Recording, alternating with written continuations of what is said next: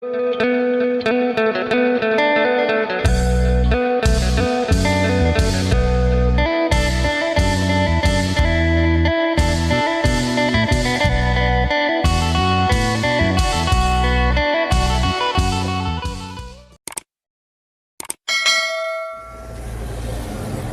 บสบายดีและสวัสดีเด้อพ่อแม่พี่น้องFCกันเมื่อสุขูสุคน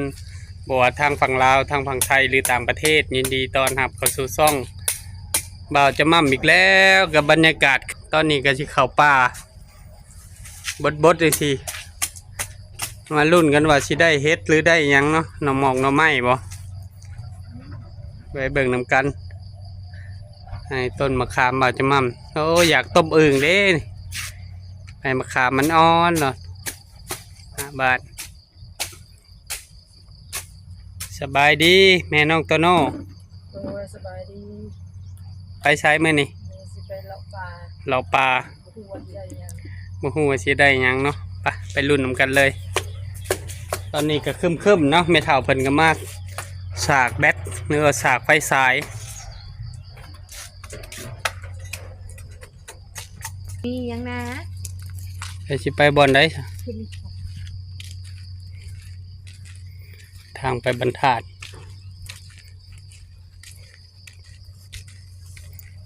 เจ้าแม่เฒ่าอยากไปนำบ่จังเนาะเขาเมื่อยย่างเนาะไปหรือว่าไปชวนละบอมเถื่อเราอยากไป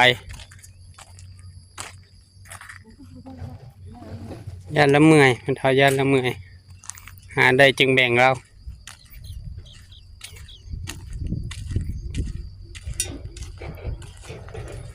เพิ่นจกดินอยู่ทางในนี่นะจกดิน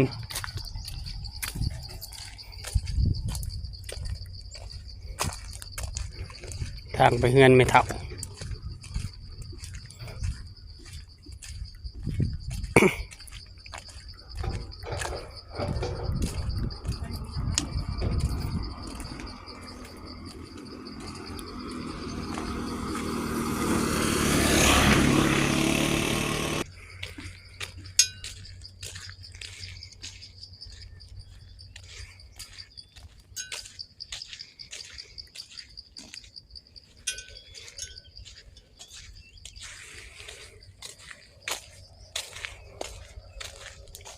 มีก้อนเอาไม้บ่เคยยังไง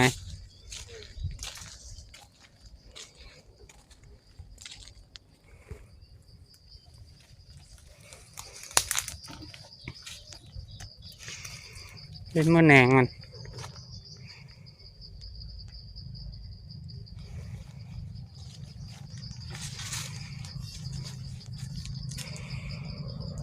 นี่ไปทางเทิงคนอีกบ่อนนั้นบ่อนคอยหลอดตัดไม้ซอยนะ ซอยตัวน่ะ ซอยกำแพงอ่ะเด้ซอยกำแพง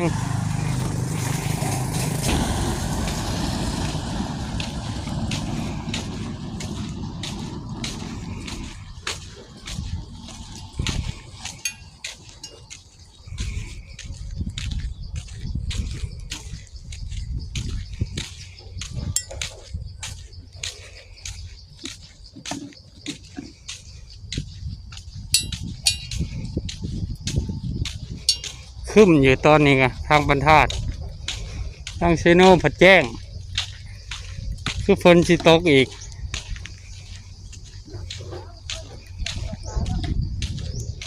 มือแรงไงนะเขาสากโคมไว้สากไฟซ้ายไว้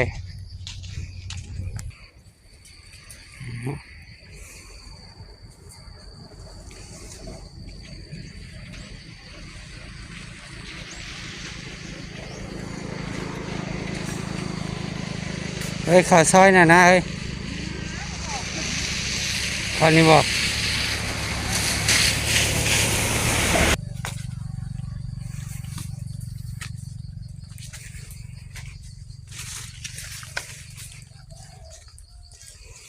แดดยังบ่ทันถึงนี่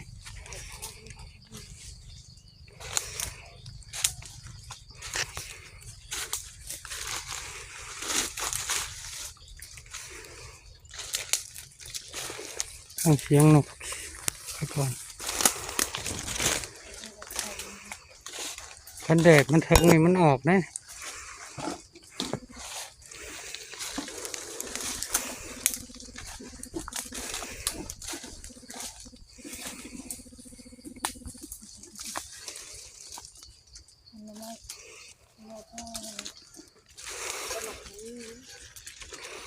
เทิงพุ่นก็น้อยน้อย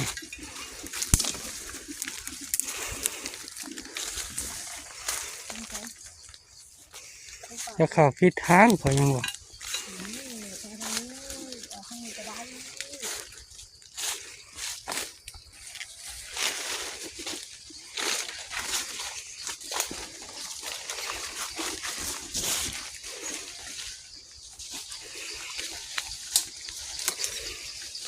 แดดยังเขาไปถึงเนาะถ้าแดดออกนี่ว่า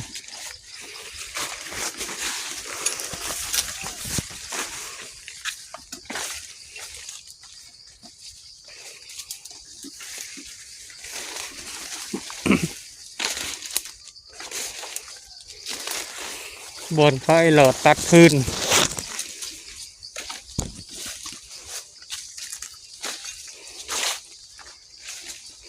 นี่แนงหน่อไม้นี่เอาอันไหนอ่ะ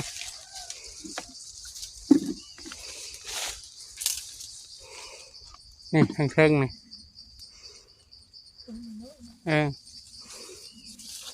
เอาแล้ว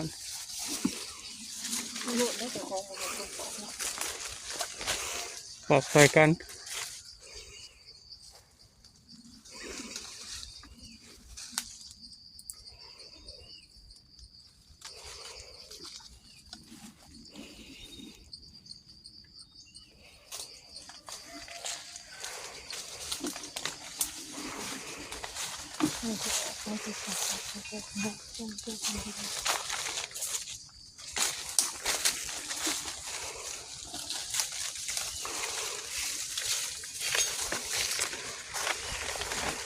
นี่หน่อไม้นี่เฮ้ยมา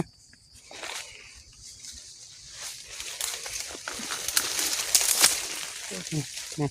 ไปน้ำกดเสื้อแนงน้อยเอามันแซ่บเป็นแนงน้อยนะเพิ่งรู้ตัวทั้งลุมไอ้เนาะ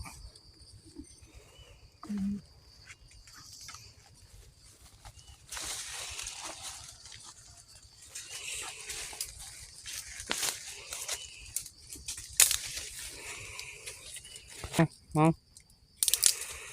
แซ่บเลยแหนงน้อยใครเกินอันนั้นกับตะปูดมันแซ่บ พูดบนนั้นถึง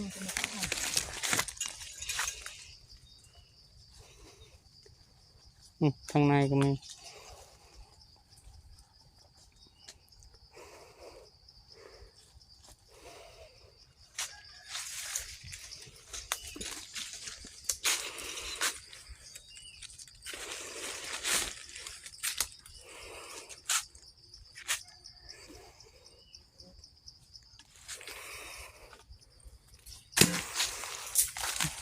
แหนงมัน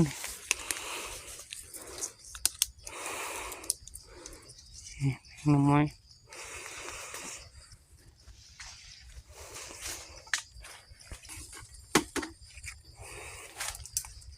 ไปหามาพอได้เห็ด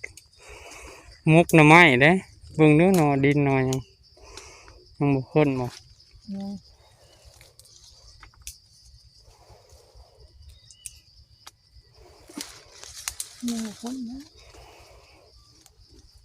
ออกทางไหน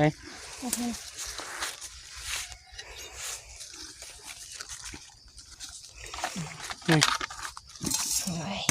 สี่หาหนอ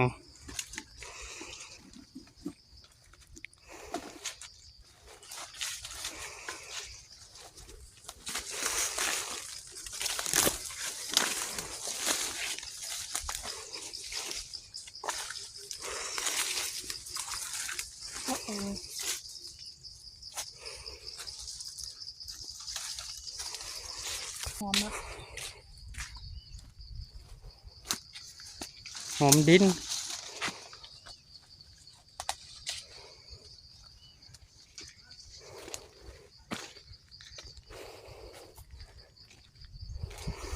อมอยู่หอมดินเพราะมันแดดพุ่นเฮยแดดมันยังมันทันส่องลงดิน เลยเหรอ คำมันแดดมันเอาเลยออกรถ หอมแบบหอมกลิ่นเฮ็ดเลย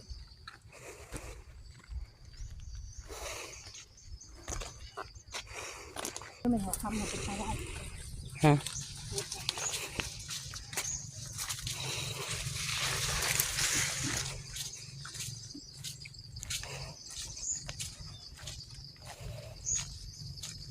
แถวนี้คือเด้เขาว่าคันดินมันเป็นนั่นนี่แหละ มันก็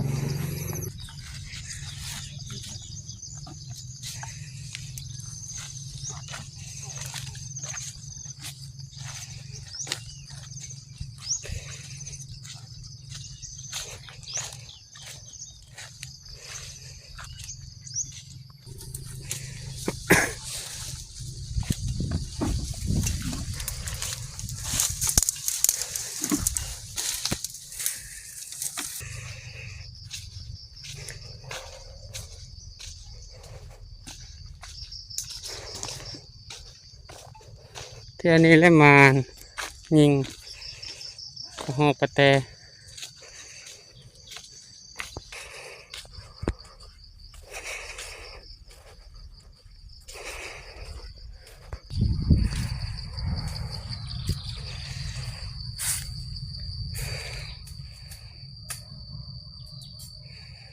มาหน้าซองมึงทางนอกภาคพี่ให้ซองมึงภาคนี้ก็ได้ มันน้ำมันไปก้อใหม่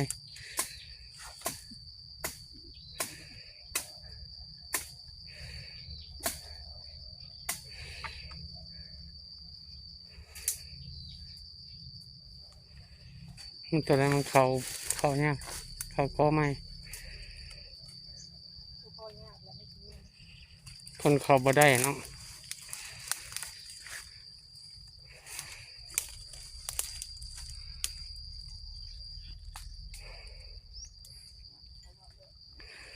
นี่บ่แหนงใหญ่บ่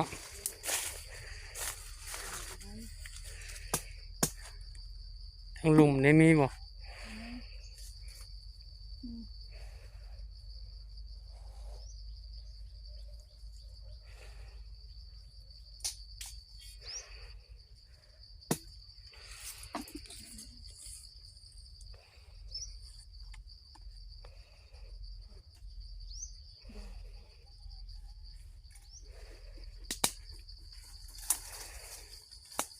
เอาบ่ผ่านนี่บอลเขาไว้หลอดมาตัดพื้นได้นะ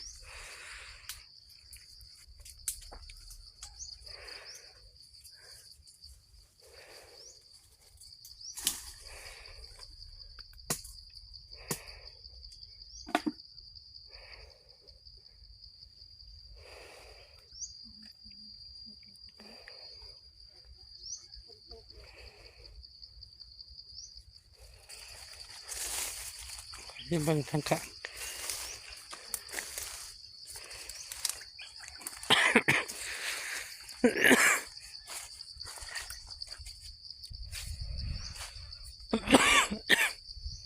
นี่หมูไปกับคนทาง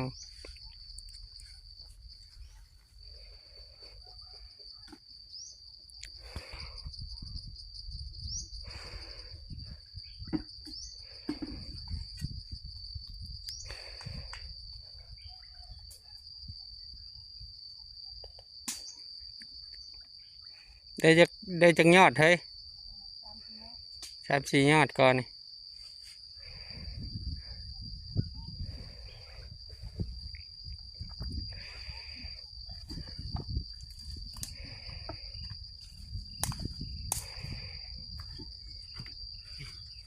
นอนใหญ่นึก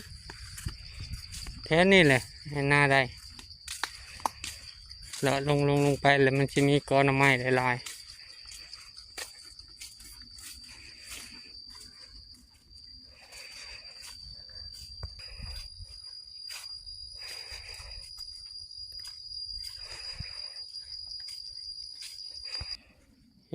เฮ็ดเบื่อ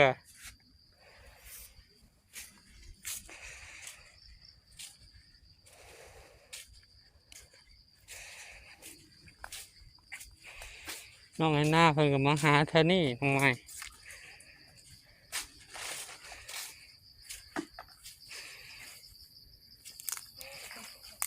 เขาหาก่อนแล้วบอก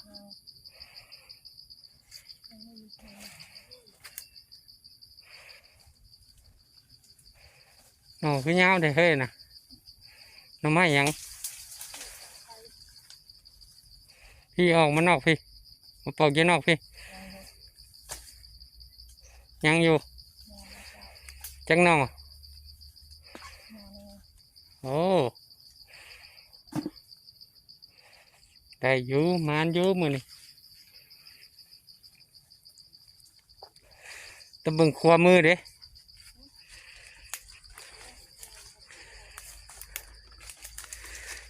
ขวามือเจ้าเนาะไม่สั่งไพ่นี่เนาะ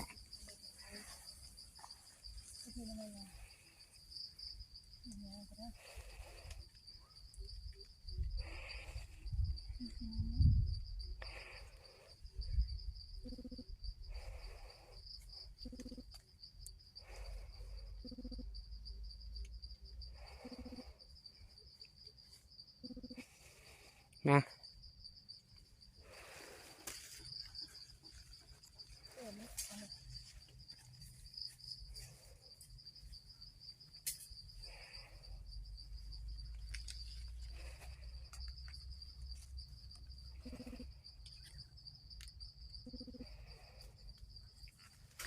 มาปอกตัวนี้ที่ได้จากขอเห็ดเฮ้ยเห็ดชมน้ำไม้ไว้เนาะเถื่อฮะใส่นั่นใส่นี่ดิเห็ดชมน้ำไม้ไว้พี่มาเดินพี่จะมียุงสุกน้ำใหม่ก็คือมกคือห่อคือมันคือสุก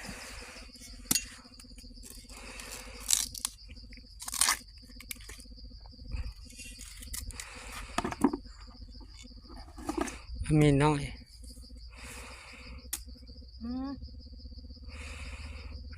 ขูดเลยเด้คอยไหมน้ำหน่อไม้ระวัง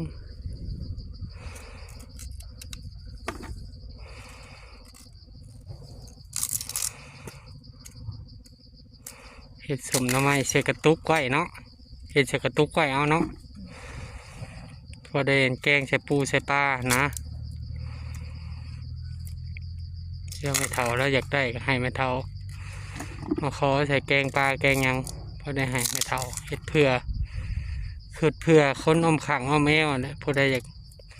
ไปใส่แกงปูแกงปลาก็มาเอาได้คือไม่เท่าเนี่ย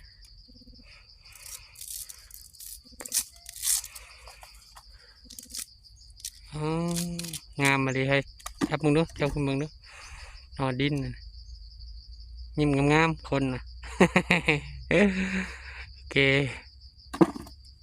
ไป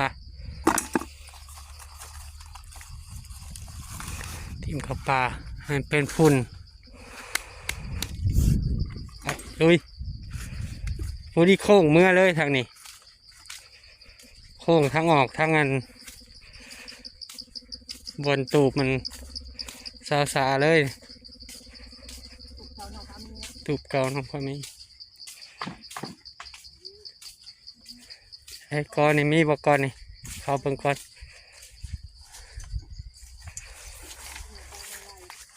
ก้อนทำไมลายบ่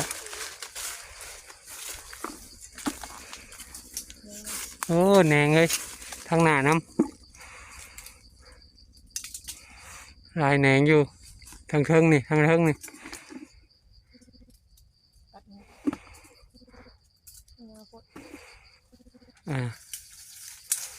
เอามัดแหนงมัน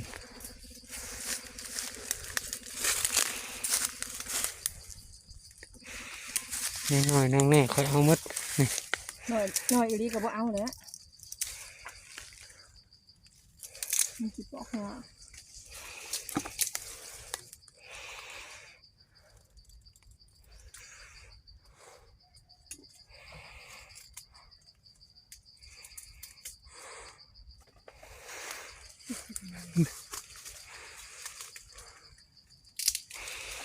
เริ่มแดดเลยดิ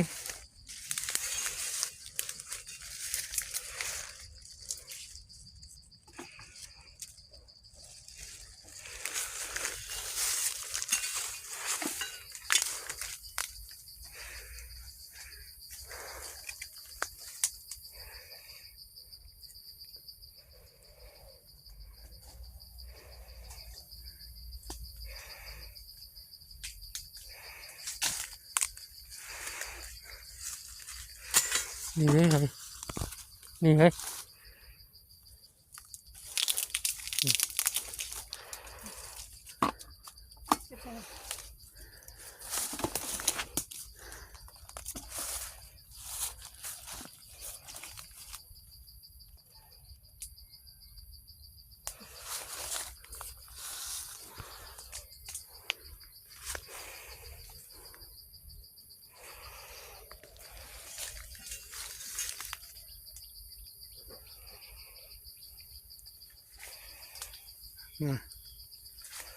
มันเลี้ยวออกมา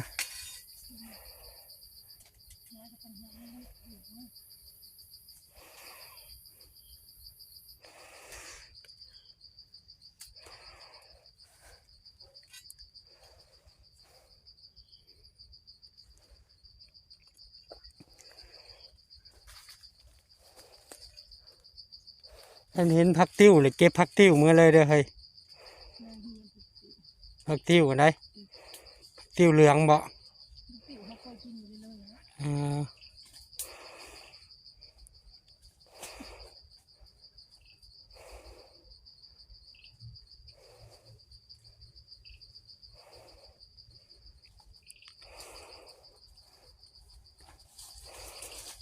เอานี่ดิมีดได้เอาหรือเปล่า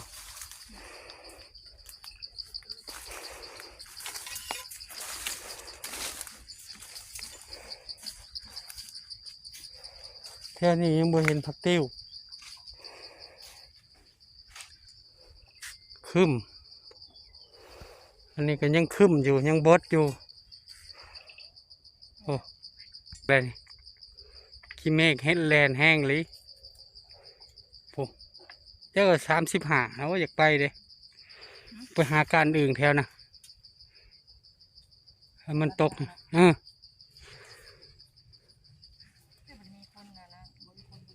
นี่คนหูจักเชี่ยวหอยก็อยู่มันไปเฮือนมันก็ได้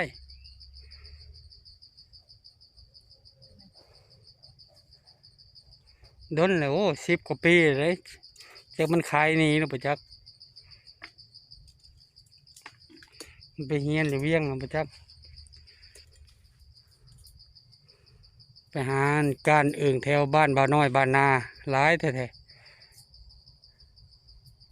ออกมายุ่งฮะทำไมอันเป็นทำไมรักทำไมยังนี่ได้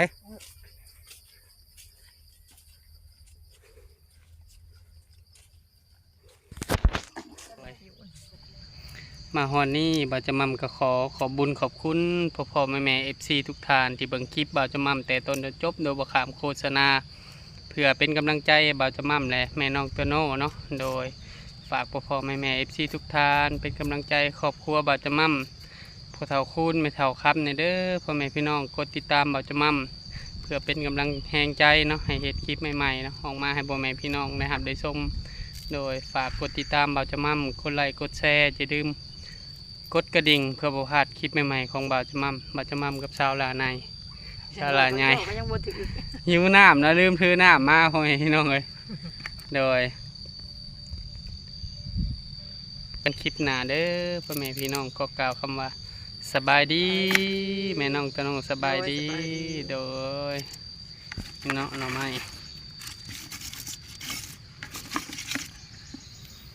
แต่หน่อยหนึ่งไงก็สู้อดเอาเนาะจะสู้ตัวโน่เพิ่นก็อยู่กับยาตอนนี้ก็ขึ้นฝนโอ้โหฝนตกบ่อคืนนี่ก็ตกเนาะบ่าวจะมั่มก็เปิดทางให้แม่เฒ่าก็สิไปปิดทางให้แม่เฒ่าเลยเนาะบอกเพิ่นปิดแล้วบอกน้องตุนปิดแล้วว่าถ้าฝนสิตกแล้วเปิดฮอนนั้นฝนหยุดตกแล้วปิดเด้อว่าพอได้น้ำใช้โอ้ยบายบายยิ้มงามแม่น้องตัวน้อง สู้จะได้กระสู้คือเก่าเนาะอันนี้ใส่ชุดแม่น้องตัวโน่เลยเข้าป่า